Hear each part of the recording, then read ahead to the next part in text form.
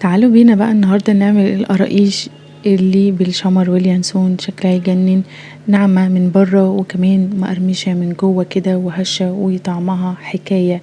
ولا الريحة في البيت بتبقى تحفة يا جماعة. تعالوا اقولكم المقادير مظبوطة.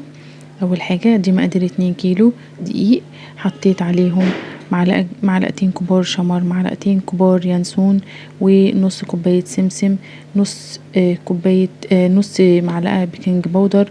وده كيلو من السمنة السخنة المقدوحة. ودي كيس خميرة عليها معلقتين كبار من السكر، خمروا كده وفاروا مع بعض. وبعد ما العجينة اتبست كويس قوي زي ما انتوا شايفين في الفيديو، حطيت عليها الخميرة وبعد كده نزلت بالمية الدافية نكمل بقية عجن فيها عشان تلم معانا. وبعد كده بعد ما ارتاحت شوية قعدنا نقطعها ونشوفها زي ما عاملين كده.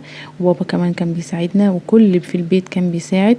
بس اكتر بصوا حاجة بقى، يعني هو بيطلعها مظبوطة بالظبط، يعني شكلها يجنن وريحتها تحفة.